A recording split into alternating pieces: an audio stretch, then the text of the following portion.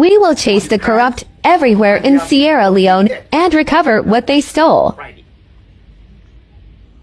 And after the conviction, his accounts were frozen.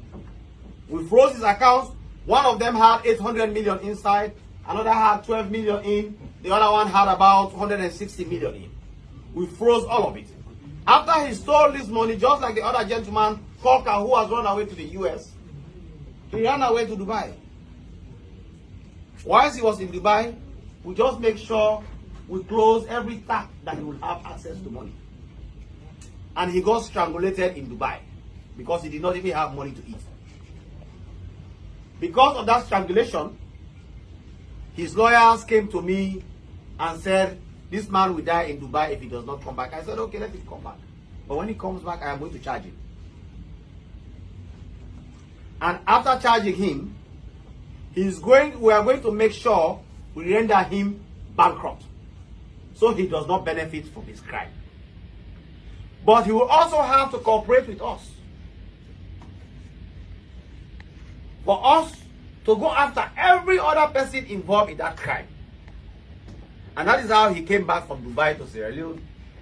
We have charged him and convicted him. He has been fined by the court and he has paid. We have also gone after his accounts, and we are going to clear all the money in his account. The only money that we agreed will be paid back to him was monies owed to creditors, which is about 250 million euros, and also the lawyers' fees who were representing him. The balance, we are going to clear the accounts completely and give back to the people of Sierra Leone in addition to the 34 billion euros that we have taken. But also, this is to bring to the attention of the public what we are talking about. If one man who is not even a government minister, he is not heading any public institution, he has not held any position, could sit in one corner and steal 34 billion. What you are seeing here. Imagine if that is happening on a large scale. How can this country prosper?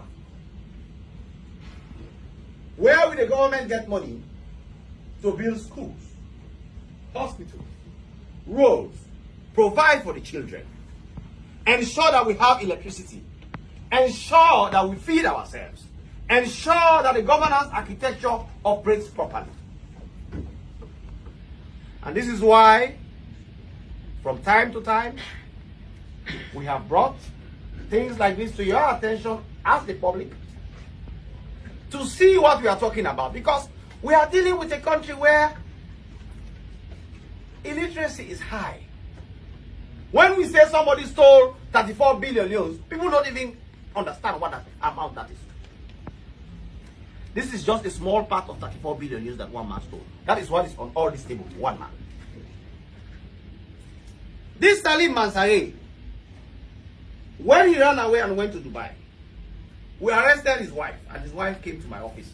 She sat, a very young woman, got married to this man.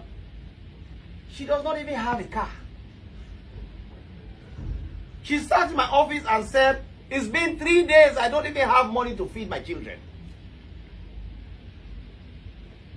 I didn't even know that this man was having access to this amount of money. And I told her one of his accounts that we have now frozen has 800 million euros inside.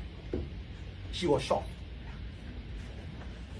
So you ask yourself, what are these criminals doing with this money that is stealing from Sierra Leone if they cannot even feed their own children?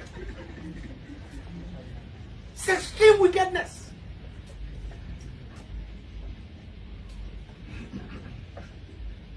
What I can promise you is this: the story of this country will not remain as it has been.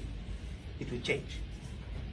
And all of you and all of us have to continue working hard to make sure that the ones who have inflicted pain on this country will also inflict serious pain on them.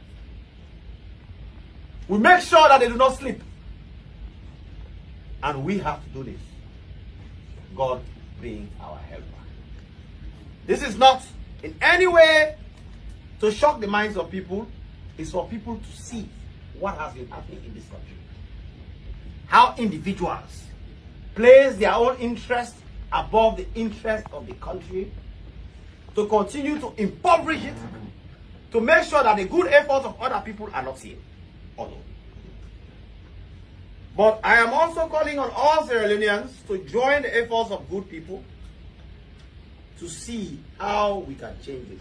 And the only way we can be able to change this is for people to come up, to help us go after them, to serve as witnesses when we go to court, to help our investigators go to the truth, and do not support your children who steal to come and take care of you. I understand the country is poor, but let not everybody have their own thief, because everybody has his own thief, and we all have our own thief that we protect.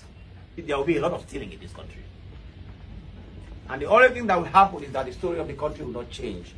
Because thieves will make sure that we don't have good roads, good hospitals, we don't have good schools. Our children do not grow in a country that is safe. Our policemen, our soldiers are not provided for. Our governance architecture is built on poverty. And above all, we are the laughter of the rest of the world.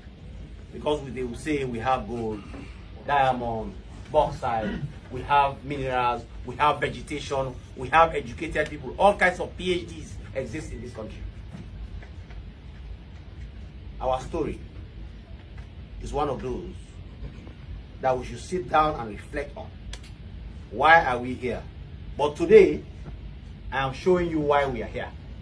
One man stole 34 billion euros for himself. Imagine you have 15 of them stealing 34 billion euros for themselves, and others stealing 10 billion for themselves, others stealing 100 billion for themselves, and all of them are living in air-conditioned houses enjoying themselves.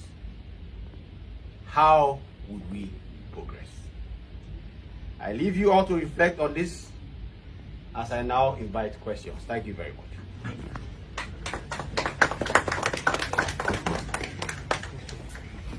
Yes, ladies and gentlemen, questions, your name and the media house.